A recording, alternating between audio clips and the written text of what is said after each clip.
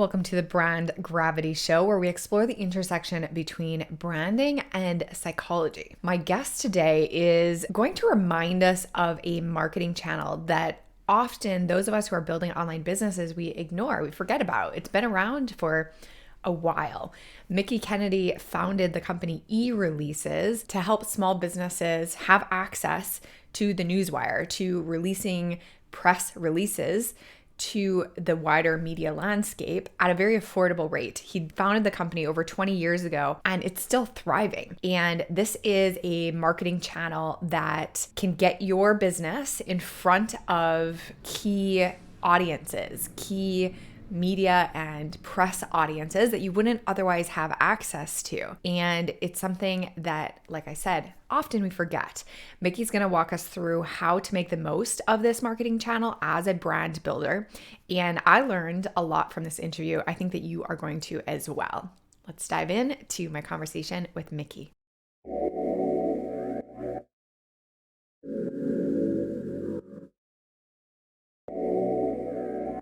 Mickie, thank you so much for being here. I'm excited to talk about all things PR. I'd love to start with what makes businesses irresistible to the media.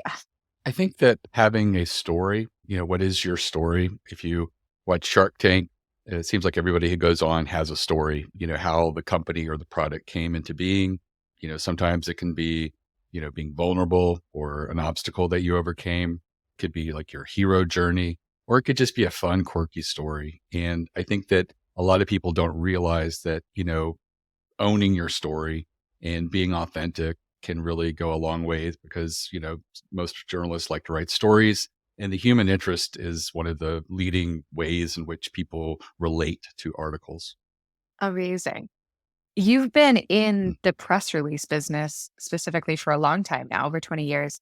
How have you seen press and the way that journalists engage with stories or engage with content change over the last 2 decades? I'm seeing journalists having to do a lot more for a lot less. And for that reason, a lot of them are turning to newswires for content, and the type of publications that are, basically considered news sources has changed. They've incorporated blogs years ago, and now influencers are getting journalist access to the wires and being able to get content and collateral video as well as images. Super interesting. Talk to me a little bit more about press releases, because they feel like something that goes on the back burner for a lot of entrepreneurs. But as you're sharing with us now, they do have relevance in the modern landscape. How do you approach somebody uses press releases in a marketing strategy? Right. So I think that the big thing is that the thing you have to consider is if you are considering trying PR, that you really need to commit to a PR campaign, not a single press release. Our most successful clients, it's rarely that it's their first release that they issue that gives them a huge success.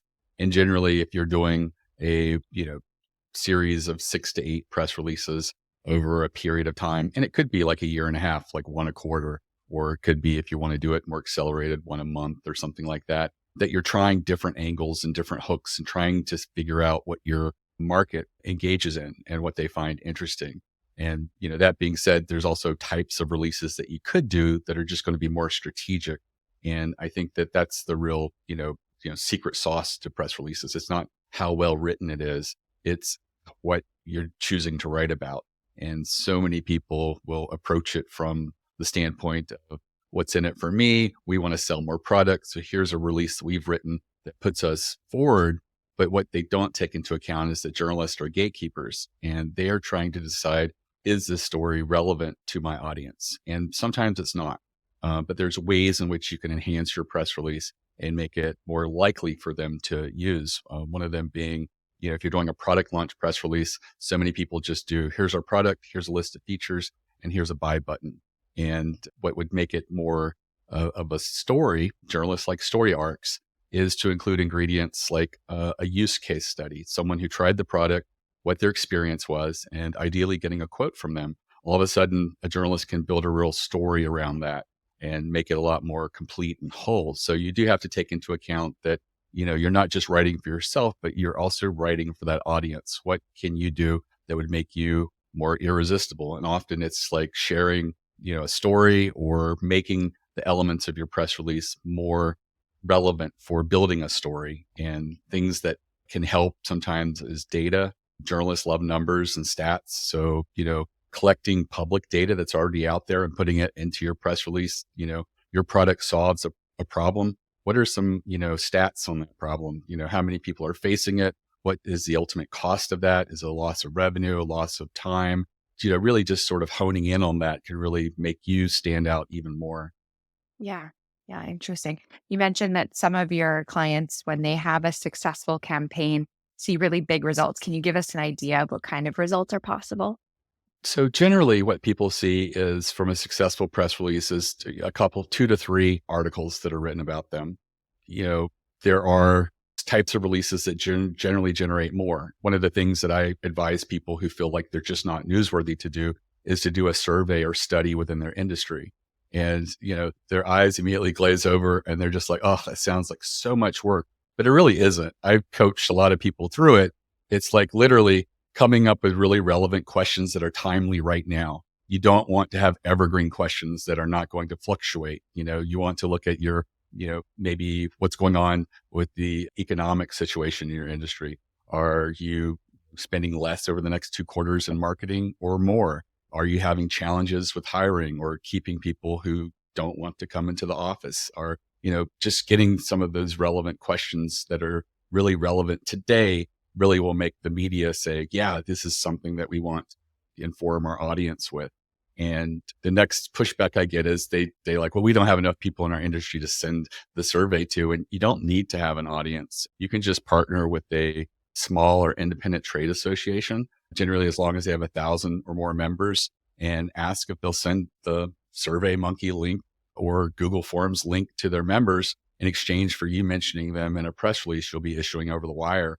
Many of the small and independent trade associations don't get a lot of media attention. So they will often see it as a win-win when you approach them like that. And they'll send it to their members through email or social media, or sometimes you'll get them to be able to do that both. And generally, if you get 150 responses or more, that usually follows, a journalist is okay with that. And, once you get the results, you're going to hone in on 2 or 3 questions and focus on those. What were the questions that were the big aha moments or surprises, and provide some analysis of why you feel that survey turned out that way. And as long as it's, you're asking the right questions and spending a little time being creative there, you can do really well. And generally, the clients that I've coached through that see anywhere from 6 to 14 articles every time they do a press release on a survey or study. And so that's one way in which you can really sort of stand out and sort of claim some PR space. And what that results for people varies. Sometimes an industry trade publication may not generate a lot of customers. Sometimes it may. And the same things with newspapers or other types of media. And, the types of customers you get from these articles are generally converting very high. I've had customers who say, hey, we've had 400 visitors from this article, and it looks like 200 converted. Is that possible, a 50% conversion rate? And I do have to let them know that not everybody who read the article clicked on the link. So it's not 50% of everybody who read the article, but 50% of the people who clicked through from the article definitely had the warm and fuzzies and wanted to do business with you. And I think that happens because of this third-party corroboration. Unlike an ad where our blinders go up and we try to protect ourselves, when it comes to reading an article, it's like social proof. It's almost like an implied endorsement. And that boost of credibility really comes across almost like a referral. And so that's why PR works really well. And one of the things that you don't realize is you can also put that article now in front of your existing customers as well as your leads. And a lot of the times people are on the fence about whether doing business with you, and they may be just so close. And that article, reading that might give them the impetus to say, pull the trigger and do business with you. Same thing with customers. Customers are always shopping new vendors. Maybe it's annually, maybe it's every 2 or 3 years. But if they read an article about you, they're going to feel very comfortable with using you and probably not shop this year. Yeah. One of the entrepreneurs that I worked with, his personal brand, one of his best performing ad campaigns was simply to put a little bit of ad money behind some of the press that he's gotten. And it did it's magic when it comes to building authority, helping you stand out in the market. So really, really fantastic tips there. You mentioned that importance of having a USP or unique selling proposition. Can you speak? How does that play into press? How do we use that? Right. So I think that probably my most successful type of client is a startup. We work with about a third of the people that appear in Shark Tank doing a press release before their episode airs. The producers recommend us. And so I think that they do well. It doesn't hurt they're on a national TV show. But I've noticed that other startups who are not on Shark Tank also do really well. And I think it comes down to them really knowing what their USP is, their elevator pitch, what differentiates them and then everyone else in the marketplace. And I think a lot of customers who come into PR have never really thought about their USP. Maybe they feel like we provide really great customer service, but they've never really thought, what is something that's defensible that they could build that would really, differentiate them from their competitors? And sometimes just talking with them can bring out a USP. I talked with the one customer and they just said, we're just a reseller of this software like everybody else. People work with local companies for implementation.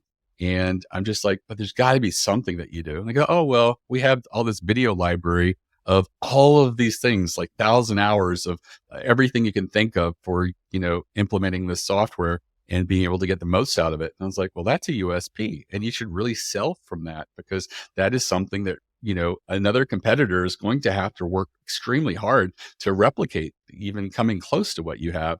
And so you really want to know what it is that you do that's different from everybody else. And often, great customer service is not going to win you the day. It's going to take something that's a little bit different. Like, maybe it's the fast shipping, or maybe it's the fact that you have live customer service with a telephone number and chat. But, all of these things can really play into it. And I think that knowing who you are and talking in a press release and having that, I guess, story is really relevant. Even if you're launching a product, knowing who you are and what differentiates you is going to make you really stand out in the article, that this is someone who's a little bit different than everybody else. And here they're doing something. So let's pay a little bit more attention to it.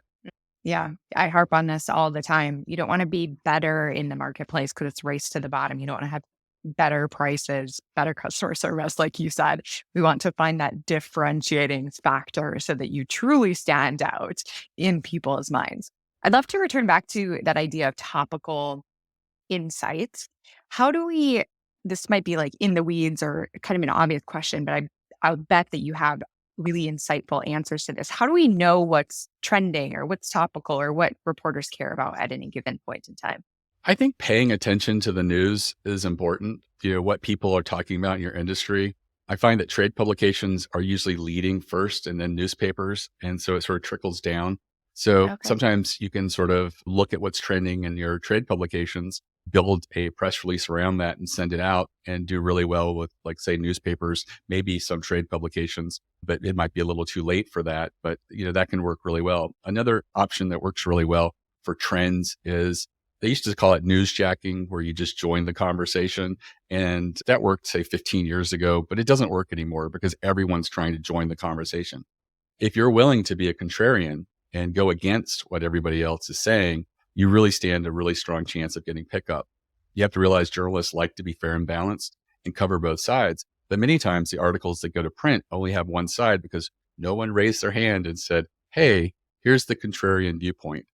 So every time an article is written on this subject, you stand the likelihood that you could be just plugged in as the contrarian if you're willing to raise your hand.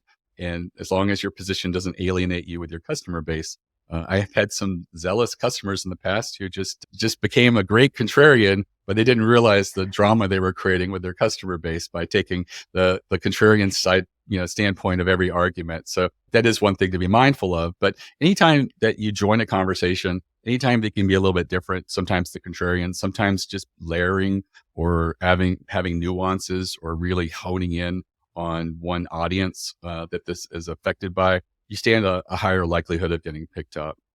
Forgive me, I don't know that term that you're using. So a trade publication, would that be like Entrepreneur Magazine versus the New York Times? Or can you give me a few examples of what a trade publication is? Right. So like in the automotive industry, there's Auto News, I think, which is put out by Cranes. Lots of publications that people in the auto industry subscribe to. They're usually a bit more expensive than newspapers, and they're trade publications. And they often have generic names like Auto News or Auto Today or things like that. They have websites, but a lot of them still have print publications as well. They usually come out sometimes on a weekly basis, but often it's not unusual to be monthly. And, they're very specific to your industry, whereas a newspaper covers all different industries and general interest and entertainment, things like that. These are really usually specific to the industry. Okay, gotcha. That makes sense. Incredible. So we mentioned that being too internal focused, too me focused, like I just want to sell my thing, is a mistake that people make. What other mistakes do you see that businesses make when they're trying to earn press? I think that a lot of times the quote that you have in the press release is like an afterthought. It's like, oh yeah, I need to insert a quote here. And what you don't realize is that an amazing quote can guarantee media pickup. A journalist can build a story around an amazing quote. And I've had clients who've lost stories. They wrote about a subject, and then 2 or 3 days later, we see an article about the same thing. And when I've reached out to those journalists, they said, hey, it's not my fault. I included your client in the article, and my managing editor crossed it out and said, who is this company? And they're not really saying anything of value to the article. So they got removed. And if they had had an amazing quote, it's quite likely that managing editors would be like, I've never heard of this company, but wow, what a quote. And maybe even put an exclamation mark in the margins. So, you really don't realize the opportunity that a great quote has. I tell people, if you're reaching out to local media, you don't need a press release. You just need a few sentences of a pitch. But if you have a ready-made amazing quote, include it, because again, a journalist can see that quote and all of a sudden start building that article in their head around it. And that really makes you stand out as a great story idea. And, those are just some of the things that I think work really well. Other mistakes that I see is people focusing on the wrong type of press release. I talked about the product launch press release and how you can make it better. But, we see a lot of personnel press releases, a new associate, VP of HR. And these are usually not meaningful positions. I understand if you have a new CEO or chairman or someone really important, or you got an industry veteran of 30 years that's really well known and respected coming to join your company. Yes, a press release is completely appropriate. But sending out a press release about, middle management and other types of people generally doesn't get much pickup. And I feel like it's a waste of money to send something like that over the wire. Generally, the only people that cover it is maybe a local newspaper, local business publication, and maybe a trade publication or two. And often it's very small, on the move little section in these publications. So it's better just to build your own Rolodex of local newspaper, local business magazines, and just reach out to them directly when you have a personnel change. Okay. So we've mentioned product release. We've mentioned running or conducting your own research survey of some kind. When else should businesses think about using a press release? I think that anytime you have a major milestone that is important to you, you have to think, could I make this important to a journalist audience and relevant to them? And so it may be, 25 years in business, that's a bit softer, but, maybe it's something like you're speaking at a conference that's really important to you and you want to get the word out into your trade publications before the event. That might be a little bit higher, but, there's lots of different ways to sort of, look at what's out there and potentially what could be out there. Sometimes looking at what people in your industry aren't reporting and writing about, if you have an insight into that, that can go really well. I had a local carpet company that came to me with a 1-year PR campaign that they wanted to do. And I advised them not to do it because I told them that I didn't think a local carpet company was going to get media attention. But they persisted, and we took their money for 5 months and literally nothing happened, 5 press releases. And we were doing a brainstorming session, and I asked them, who's your biggest enemy? Thinking it was like a guy across the street. And they talked about the big box home improvement stores and how they're so bad for the industry and how the product and service they provide is just so inferior. And so I was like, let's build a press release around that. And we sent it out, and we talked about how they have to market against the big box home improvement stores and compete against them. And it was sort of a David versus Goliath, human interest element to it. And it did extremely well. It got picked up in over, 10 trade publications, local newspaper, and, just trying that approach continued to get pickup, including New Jersey Magazine. And so it did really well for them. My only caution was most of the places it was getting picked up, these trade publications, their customers don't read that. Those are other store owners. And what they did was they put them together in this big brag book. At the end of the campaign, they had about 30 of these clippings. And whenever they went and gave someone a quote in their house, they would show them, hey, we've been picked up in Floor Cover Weekly, local newspaper, New Jersey Magazine, and just sort of thumb through it and, and tell them, we may not come in the cheapest, but it's a superior product. Unlike the big box home improvement stores, we rarely ever have to come into a home and take all your furniture out and restretch the carpets or redo the seam because it's visible. We provide a superior padding so the carpet should hold up, all of these things. And by just adding that brag book to their quotes, they started converting 17% more, which, for a small business is a huge advantage and a huge lead. Wow. Yeah. Incredible. And who'd have thunk that a small, like you said, a small carpet company could earn press like that? Do you have any other examples of how to maximize press that businesses do get? Yeah, I say when you do get media attention, preserve it because sometimes these links go away, websites change. So preserve it, PDFs, screenshots, and also share those links with your social media, put them in your newsletters, share your successes with everyone. It's great if you have a news section on your website where you can put press releases and these news roundups. But I also recognize a lot of small businesses, the idea of changing their website is daunting. So, but most have a blog. So at the very least, put it on your blog, so that the content is out there. It's available to search engines. It's available to people wanting to learn more about you. My daughter sent me a link once to buy something for Christmas, and the website did not look like a place I felt comfortable putting my credit card. But then I found they had a press release section on their website, and they had press releases going back 8 years. And I was just like, nobody who's going to steal my credit card is going to bother going through 8 years of a journey through press releases to appear relevant. So it really is a big credibility boost, and it does give you some authority just having that on your website. Amazing. So you had your business, like I said in the beginning of this interview, for 20 years. How has your business grown and how have you navigated the changing landscape? Well, adding employees has been one of the biggest challenges for me because I was an entrepreneur because I didn't want to work under anyone else's thumb. I didn't like being told what to do. And my management style was poor. And my employee turnover was on average annually. And I had a marketing mastermind that I belonged to, and I was always complaining, I have crazy turnover. My staff doesn't stay there. I don't feel like they're good staff. And so one of the people there is a consultant in the HR world, and she commands a really big dollar. But she said, as a courtesy to you, I want to hear you shut up about this. So I will talk to your employees. I will talk to your customers. I'll look at your job postings and I'll figure out what's wrong. And she did. And she came back and it was me. She says, you're a micromanager and the staff feels like they never do anything right. And so they never feel truly comfortable here and safe. And so I walked away from my day-to-day operations in April and put someone in charge who was more of a maternal figure.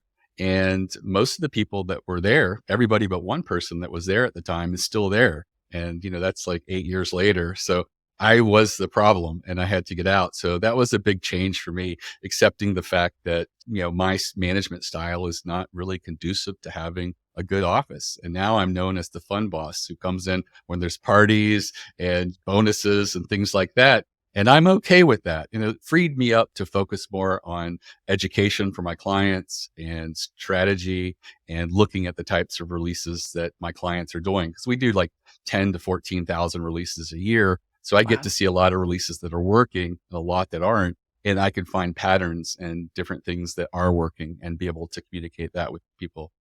What amazing self-awareness, and kudos to you for being willing to make that change. How has your business grown since you made that shift? So we are probably doing well more than double in revenue. And now at the time, I think there was 4 people with the business then. And now we have like 11, including writers and other types of people that work for us. So we have grown quite a bit and everybody seems to be really happy and it seems to be a great workplace. The one thing that the HR consultant found that when she talked to my customers, they all said, we love working with eReleases and the customer service is great. So she's like, you were sitting here thinking you had the worst staff ever. And she goes, you have really amazing staff. You're hiring the right people. And the problem is just, trying to figure out where your place is in the business. Amazing. I'd love to end this conversation by identifying some of those patterns that you have noticed. What structure or what ingredients make up an amazing press release?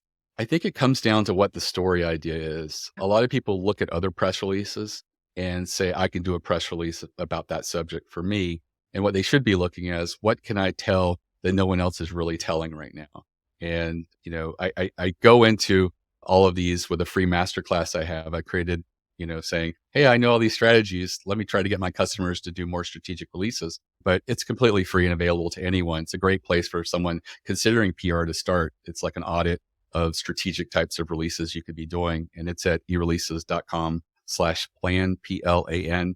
And it's less than an hour video. And it's really a great place to start. But it goes into the survey study. It goes into the USP, goes into using data, public data that's out there, researching your industry for blind spots, using quotes in a way that's fresh and allowing journalists to build a story around it, the contrarian approach. And there's a few others in there as well.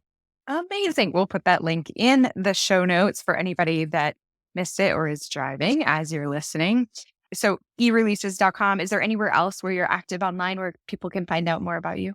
Yeah, all of our social media is linked in our lower right of our website, but the LinkedIn's my personal LinkedIn. That's a great place to connect with me. It's about the only social media that I personally understand and able to use, but I have other people for the other stuff like Instagram and all of these other things, like not yet TikTok, but we're working on it. Incredible.